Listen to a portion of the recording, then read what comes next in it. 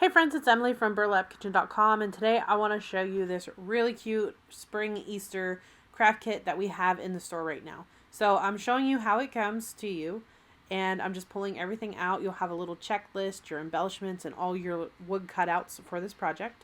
And recently we started putting a little Tootsie Roll in there for a little extra snack while you're crafting.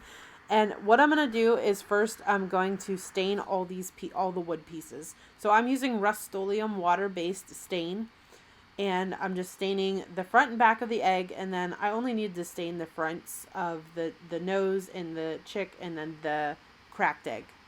So then I'm going to dry everything. Make sure before you start doing this that you have everything laid out the way you want it to look. So then I'm going to come in with this Key West color. This is an apple barrel paint, and it is matte, and again the color is Key West, and I'm going to give it about 3 coats and let it dry in between. Then I'm going to come over and use this vintage white color. I believe this is a folk art color, but both are by Plaid Paints, and I'm going to give it probably 2 to 3 coats and let it dry in between. Make sure you get the edges of your project real good. So then I'm going to come in with some sandpaper, and I'm going to make sure this is nice and rustic looking.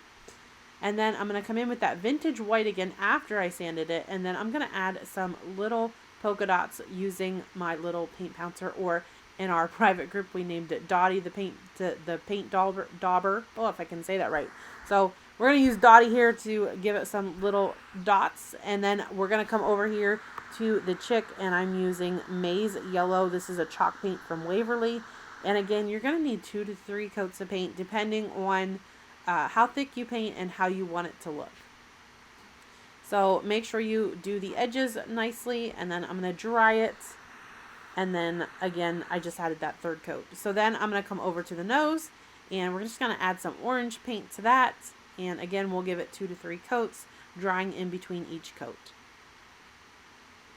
Make sure it's nice and dry, and then we are going to come over with our sandpaper, and I'm actually using a little sander block that I got at Lowe's for mine, but we do add a little piece of sandpaper in with your kits.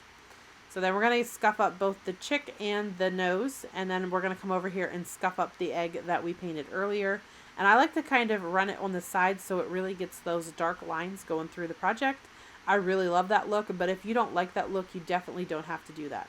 So then we're just going to try to fit everything together here, see how everything's going to look. Once we get it looking nice, we're going to go ahead and hot glue everything together. So I'm going to put a generous amount of hot glue on the back, and then we're going to go ahead and glue the chick down, and those 2 pieces kind of fit together. And then we're going to come in, I'm just going to lay the nose there for guide of where I want my eyes.